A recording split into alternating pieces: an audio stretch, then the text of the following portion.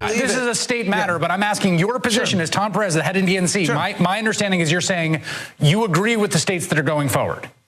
Yes, we respect what they're doing. Okay, that's the head of the DNC, respects what the states are doing. I'm going to say I don't respect what Tom Perez is doing right there.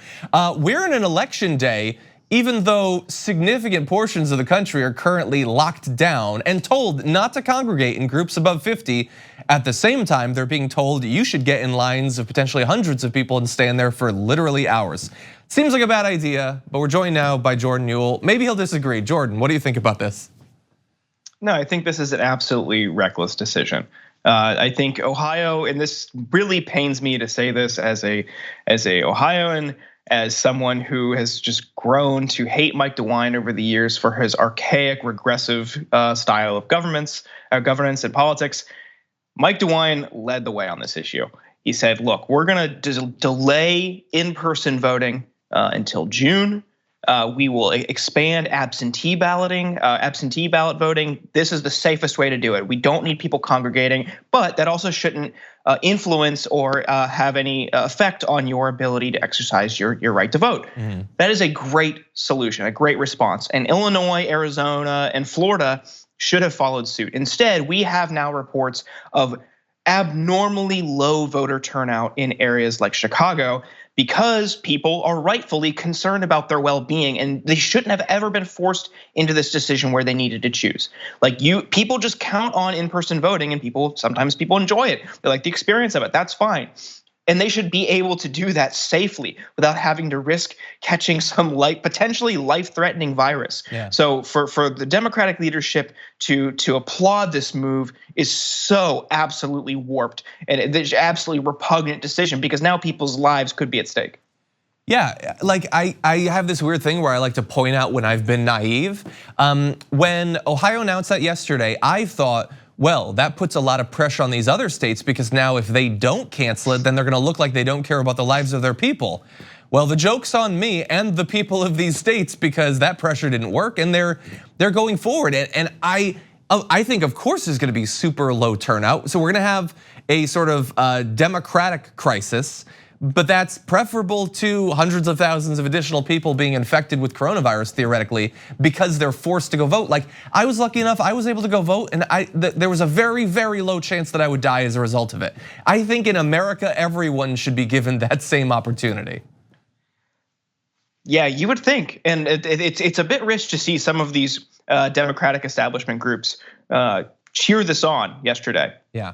And condemn Ohio's decision, which was just so flabbergasting. So these are groups that always talk about. Oh no, sorry, continue. Yeah. Oh, well, these are groups that always talk about how we need to expand access to voting. And here you have a state saying, look, you get 2 more months to vote. That's great. I don't understand the response that was so negative from these Democratic establishment groups. And now today, same people are on Twitter like, oh wow, we're seeing polling locations closed. Please call our voter hotline. This isn't fair. What did you expect? We're in a global pandemic. What were you expecting was going to happen? People just come up immune to it?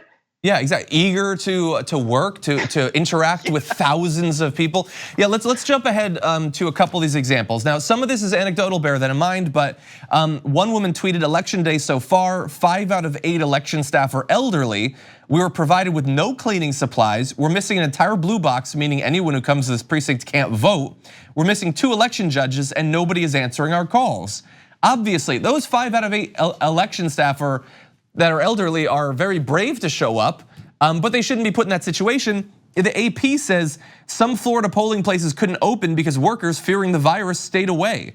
The clerk in the county where Chicago is located encouraged workers to mark space on the floor to keep voters apart and avoid possibly spreading the virus.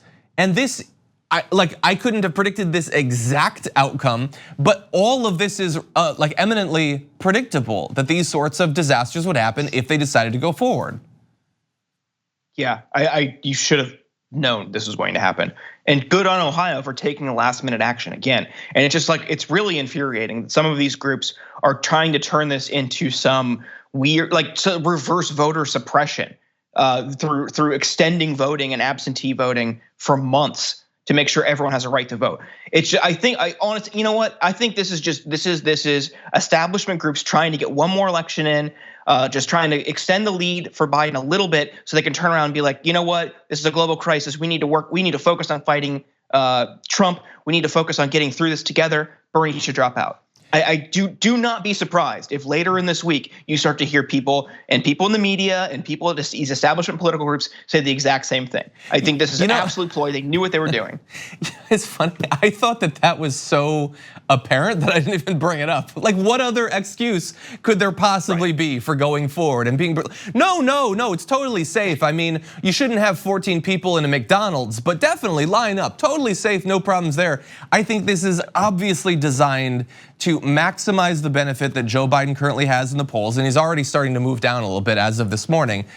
It's callous and it's cruel, and that's the party leadership, I guess.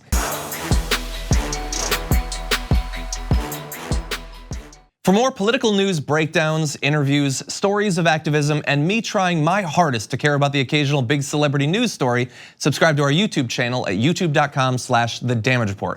And you can ring the bell wherever it is so you don't miss anything.